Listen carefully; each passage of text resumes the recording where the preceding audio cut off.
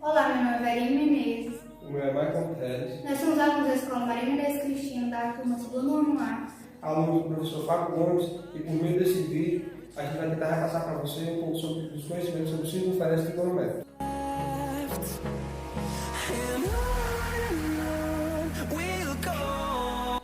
Então, gente, agora eu vou começar falando sobre as medidas de arcos e ângulos. Então, a primeira coisa que tem que se fazer é saber definir o que é o arco da circunferência.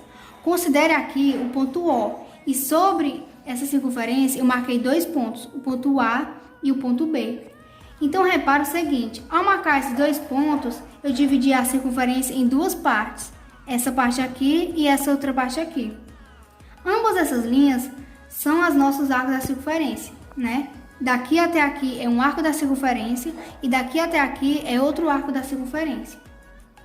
Então, cada um desses arcos a gente define como arco da circunferência. Então, repara que esses dois pontos, eles se coincidem como? O que pode acontecer? Bom, um desses arcos, no caso esse, ele é o próprio ponto. Quando isso acontece, a gente diz que esse arco ele é nulo. Já nesse outro arco aqui, ele vai ser exatamente o quê? Ele vai ser exatamente a circunferência inteira. Nessa situação, a gente diz que o arco ele é de uma volta.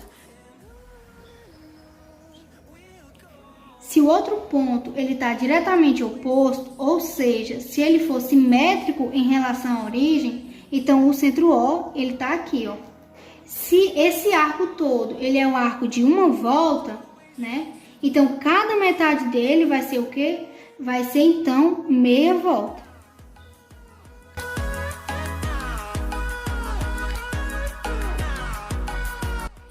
Então, agora eu vou explicar a medida de ângulo, né? Considere aqui duas semirretas, ponto VA e o ponto VB, com a mesma origem em V. Repare, essas duas semirretas, elas se delimitam em um plano no qual elas estão contidas nessa região. Cada uma dessas regiões delimitadas por essas duas semirretas, tanto VA quanto VB, é o que a gente chama de ângulo. Então, todo ângulo a gente chama de vértice, que é exatamente a origem da semirreta. No caso, o ponto V, e os lados é o VA e o VB. Os elementos do ângulo, eles são os vértices, que é o V, e os lados VA e VB, né? Essa região aqui, gente, ela é chamada de região convexa. Por quê? Porque quando dados dois pontos quaisquer nessa região, né, se traçarmos um segmento que ele liga esses dois pontos, nessa região for convexa, esse segmento ele está inteiramente contido nesse plano, né, nessa região.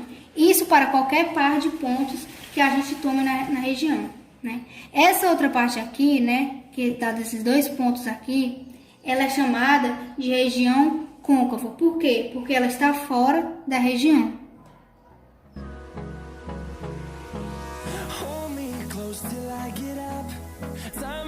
Então, gente, esse arco aqui de medida que eu adotei, ele pode ser qualquer um que você queira. Então, para chegar nessa medida, na medida de um determinado arco, o que você faz é pegar o comprimento desse arco AB e dividir pelo comprimento do arco PQ. Essa razão me dá a medida desse arco. Aqui, ó. Essa aqui é a fórmula. A medida do arco AB é igual ao comprimento de arco AB dividido pelo comprimento do arco PQ.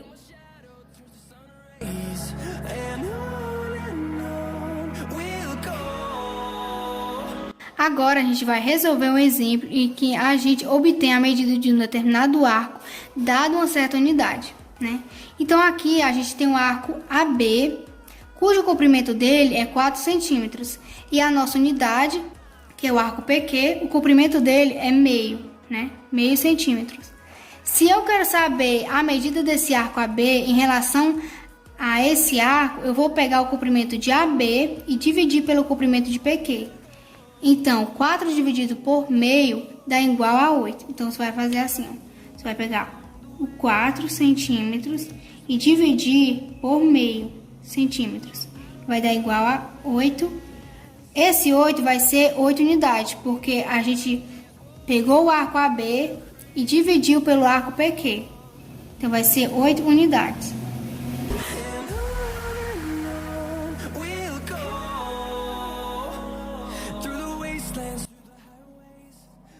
Então, gente, agora eu vou explicar sobre o comprimento de um arco da circunferência, né? Não são nada mais, nada menos do que pedaços da circunferência. Vejamos aqui o primeiro exemplo. Eu tenho uma circunferência de raio 8 e eu estou apenas com a metade dela aqui em cima.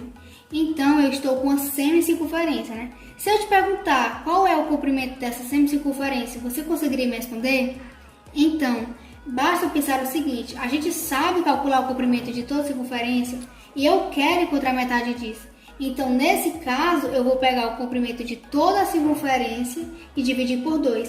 Lembrando que o comprimento da circunferência é 2πr, né? 2 vezes π vezes o raio dela, né? Então, o π ele é aproximadamente 3,14, né? Então, vamos fazer aqui. O comprimento ele é 1/2, porque está dividido em duas partes e é meio e metade, né?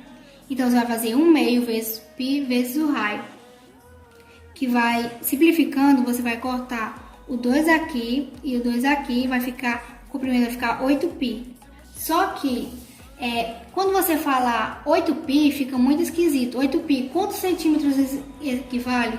Então, é só você pegar o 3,14 e você multiplicar por 8, que vai dar igual a 25,12 centímetros. Então, gente, agora eu vou explicar a situação 2. Bem, nesse caso, a gente tem 120 graus, um ângulo de 120 graus. Como a circunferência toda ela é 360 graus, esse 120 ele é uma fração de 1/3 na circunferência. Então, o comprimento vai ser 1/3 vezes 2π vezes 6, que é o raio. Simplificando, você vai dividir 6 por 3, que vai dar 2, então você corta o 3. Aí você vai pegar e vai multiplicar 2π vezes 2, que vai dar igual a 4π centímetros, né? Esse valor aqui é o valor exato. Aí você vai ter que fazer a aproximação, né? Então, você vai pegar o 4π centímetros e vai multiplicar pelo π, que ele é aproximadamente 3,14. Então, vai dar igual a 12,56 centímetros. Agora eu vou explicar a situação 3, né? Então, nesse caso, a gente tem um ângulo de 45 graus e sabemos que toda a circunferência é 360, né? Você vai ter que dividir 360 por 45, que vai dar igual a 8. Ou seja, esse 45, ele cabe 8 vezes dentro da circunferência. Então, temos 1/8 na circunferência. Vamos fazer nessa situação aqui a regra de 3, veja. Então, a gente vai pegar o 360, que ele é a circunferência completa, e vai multiplicar 2π vezes 7, que é o raio. Vai pegar o 45 e o comprimento. Você vai multiplicar 360 vezes o comprimento, que é igual a 45 vezes 14π. Vai dar igual a comprimento igual a 45 dividido para 360, vai dar igual a 1/8, né? Agora você vai pegar o comprimento, que é 1/8 vezes o 14π, né?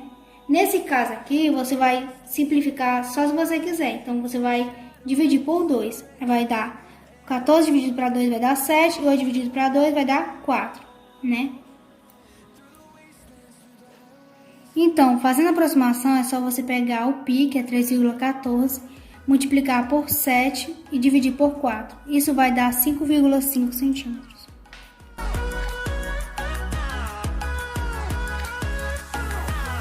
Então, gente, agora eu vou resolver alguns exercícios para vocês. Primeira questão, expressa em graus. Da alternativa A à alternativa D, o cálculo ele é o mesmo, só vai mudar o número. Sabemos que o raio ele é 180 graus e o π ele é aproximadamente 3,14. Então, aqui você vai pegar o raio, que ele é 180, e vai dividir por esse número que está aqui. 180 dividido para 3 é 60, aqui no mesmo caso. 180 dividido para 2, que vai dar igual a 90. A letra C, 180 você vai dividir por 4, que vai dar 45. E a letra D, você vai pegar o 180 e dividir por 5, que vai dar igual a 36. A alternativa é 0,5 rád. Você vai pegar o π, que ele é aproximadamente 3,1416 rád.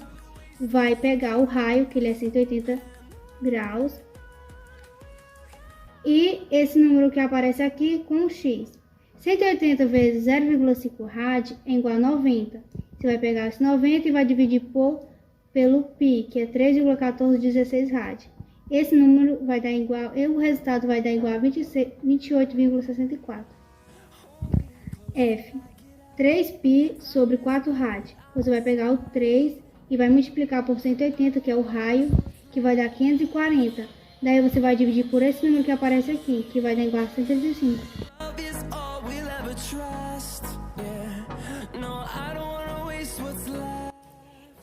Exercício 2. Expressa em radianos. Letra A, 30 graus. Então, gente, esse exercício aqui é basicamente regra de 3 e você vai ter que dividir ele até chegar no resultado final. Então, você vai pegar o 30 graus com o π e o 180 com o x. Vai ficar 30 graus sobre 180. E você vai ter que pegar um número que divida tanto o 30 graus quanto o 180. Então, eu peguei o 3, que ele divide tanto o 30 quanto o 180. 30 dividido para 3 é 10 e 180 dividido para 3 é 60. Não chegamos aí no resultado final, então a gente vai continuar dividindo. 10 dividido para 5 é 2 e 60 dividido para 5 é 12.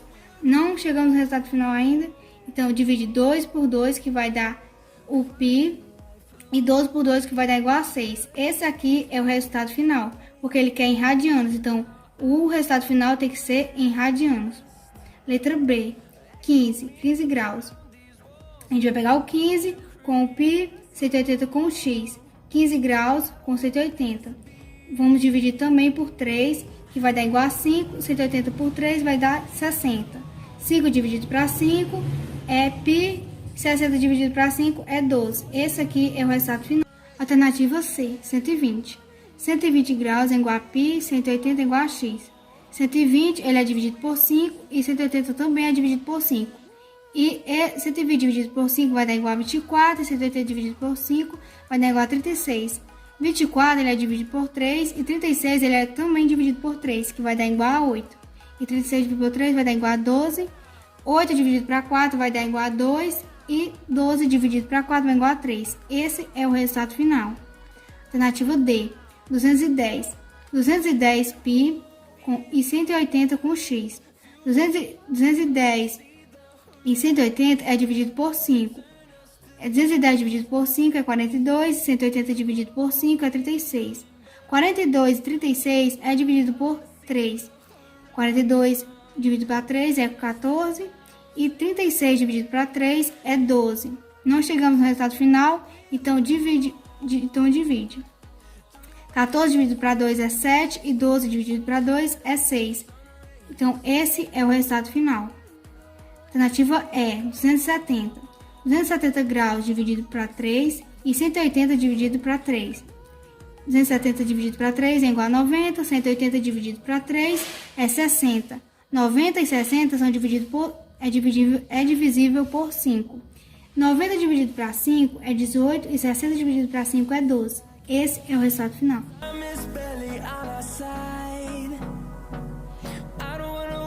É importante lembrarmos, como a gente viu anteriormente, os ângulos 0, 90 graus, 180 graus, 270 e 360 são todos arcos de eixo.